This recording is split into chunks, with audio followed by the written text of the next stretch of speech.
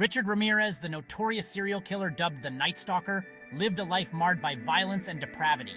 Born Ricardo Leyva Munoz Ramirez on February 29, 1960 in El Paso, Texas, his early years were marked by turmoil and instability.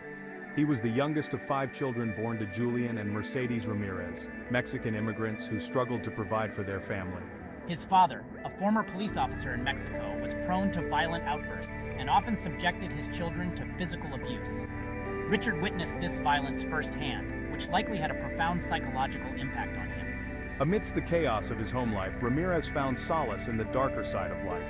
He developed a morbid fascination with death, reportedly influenced by his older cousin Miguel Ramirez, a Vietnam War veteran. Miguel regaled Richard with gruesome stories of torture and murder he had witnessed during the war, often showing him Polaroid pictures of his victims. As Ramirez entered his teenage years, his behavior became increasingly erratic and worrisome, experimenting with drugs and alcohol, further fueling his descent into delinquency. The troubled childhood of Richard Ramirez, marked by domestic violence and exposure to extreme brutality, undoubtedly played a significant role in shaping his trajectory towards becoming a notorious serial killer. The constant presence of violence in his formative years normalized such behavior, blurring the lines between right and wrong. Beyond the physical abuse, Ramirez endured psychological trauma that further warped his perception of the world. The graphic images and stories shared by Miguel fueled Ramirez's dark fantasies, planting the seeds of sadism that would later manifest in his own crimes. He became increasingly withdrawn, seeking refuge in cemeteries and graveyards, finding a perverse solace among the deceased. By his late teens, Ramirez had already accumulated a string of petty crimes, but his offenses were escalating.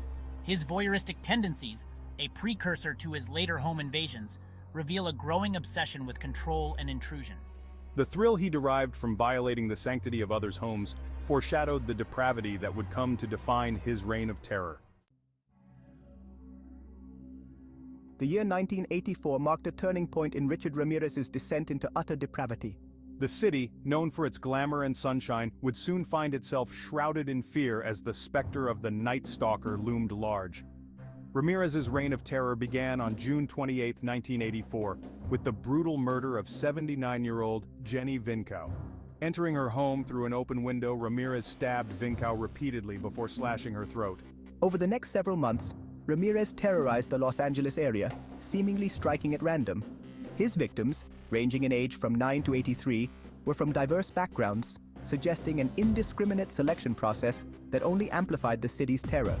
His modus operandi, characterized by nighttime home invasions, brutal assaults, and seemingly random acts of violence, further fueled the panic. News of the escalating attacks spread like wildfire, gripping the city in a vice of fear. Los Angeles residents, accustomed to feeling safe in their homes, were suddenly living on edge. Richard Ramirez's crime spree was as brazen as it was brutal, marked by a chilling disregard for human life and a perverse fascination with satanic symbolism. His crimes, often committed with extreme violence, were as random as they were terrifying, leaving the city on edge and desperate for answers. His preferred targets were homes, often choosing those with easy access or unlocked doors and windows. Theft, however, was rarely his primary motive. It was the act of control and domination, the infliction of pain and terror that seemed to drive him. Ramirez's attacks went beyond physical violence.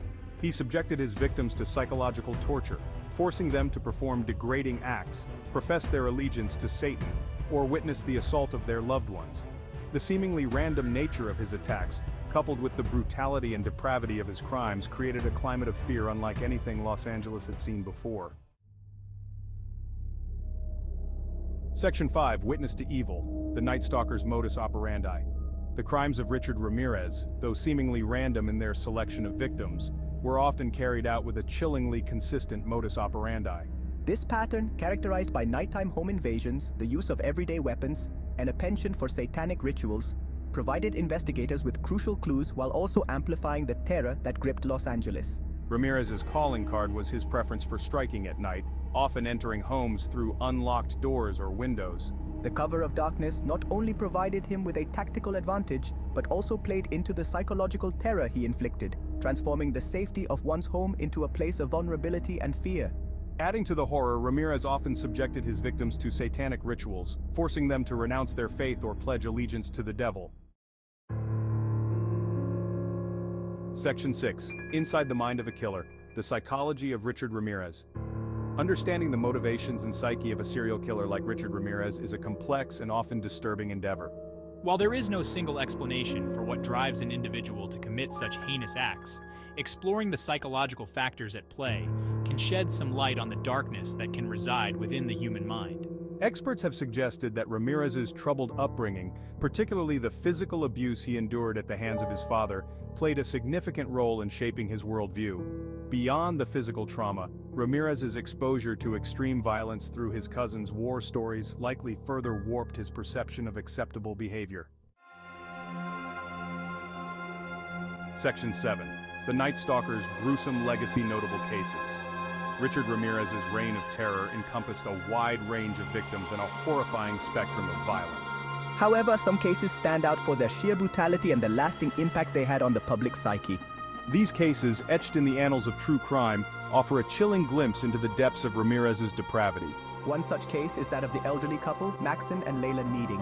On July 20th, 1984, Ramirez broke into their Glendale home, shooting Maxon in the head before repeatedly stabbing Layla. The brutality of the attack, particularly the overkill inflicted upon Layla, shocked even seasoned investigators.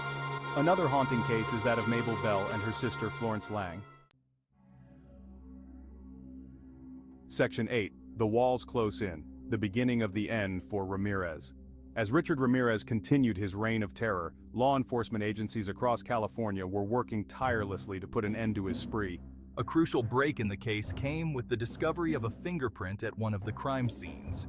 This fingerprint, matched to a man named Richard Munoz Ramirez, gave investigators their first real lead, putting a name and a face to the monster who had haunted their city for so long.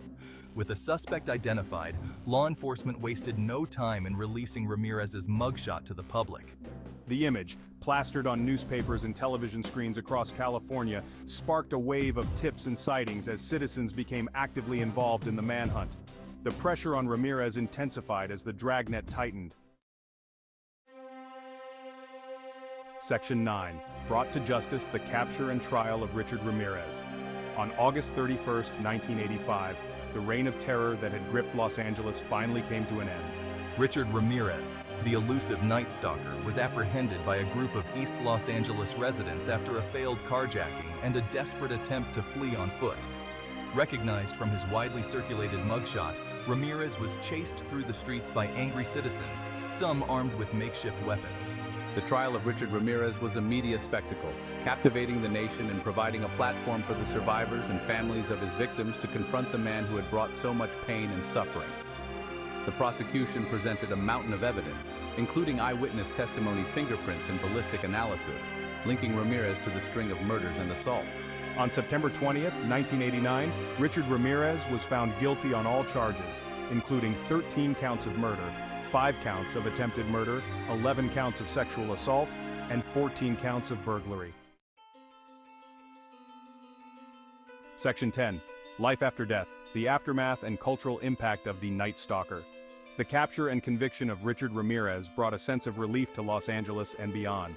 For the families of the victims, the trial marked the end of a long and agonizing chapter. While nothing could bring back their loved ones, the guilty verdict offered a sense of justice, a confirmation that the man responsible for their pain would be held accountable for his actions. Beyond the immediate aftermath, the case of Richard Ramirez continues to fascinate and horrify, becoming a fixture in true crime lore. Books, documentaries, and even fictionalized accounts of his crimes continue to be produced, exploring the dark allure of a man who embodied evil in the eyes of many. Section 11. Conclusion. Reflections on the case and legacy of Richard Ramirez.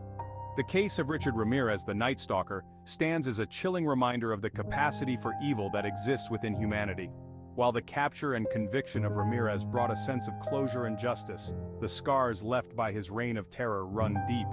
The families of his victims continue to grapple with the loss of their loved ones, forever haunted by the knowledge of the suffering they endured. The Ramirez case also serves as a stark reminder of the importance of vigilance and community. In the annals of true crime, Richard Ramirez will forever be remembered as the Night Stalker, a boogeyman who terrorized a city and exposed the dark underbelly of the American dream.